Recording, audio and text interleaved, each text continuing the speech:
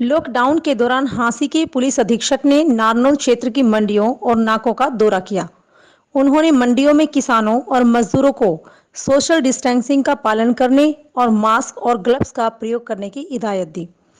उन्होंने पुलिस नाकों का निरीक्षण किया, नाकों पर तैनात पुलिस कर्मियों से मिलकर उनका हौसला बढ़ाया, उनके खाने पीने के सामान की व्यवस्था की जानकारी ली।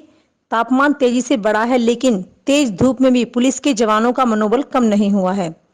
जिस समय तपती धूप में लोग घरों में आराम कर रहे हैं, उस समय हमारे पुलिस के जवान लोगों की हिफाजत के लिए हर सीमा और हर चौक चौराहे पर मुस्तैदी के साथ खड़े हुए हैं।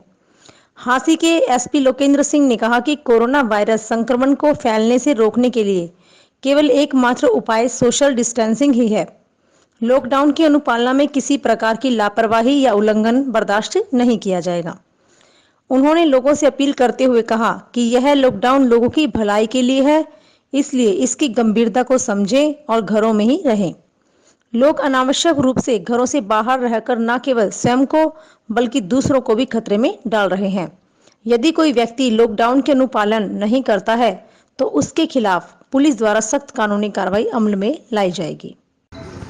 हमारा जो लॉकडाउन है वो पूर्णतः अच्छी तरीके से चल रहा है और जो आदेशों का जो पालन है वो किया जा रहा है और पुलिस पूरा अपना जो ड्यूटीज़ है अच्छी तरीके से कर रही है। चेकिंग चल रही है, मुकदमे भी दर्ज कराए गए हैं। जो अवेल न कर रहा है उनके खिलाफ़ सख्ती भी की गई है।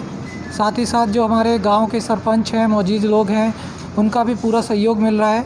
जो सरसों की खरीद है वो भी सुचारू रूप से चल रही है। सरकार की तरफ से गाइडलाइन जारी कर दी गई है और सरकार चाहती है कि जो भी खरीद हो उसमें सोशल डिस्टेंसिंग का पालन हो। उसी लिए उनको टोकन नंबर दिया गया है, मोबाइल पे उनके मैसेज आएगा।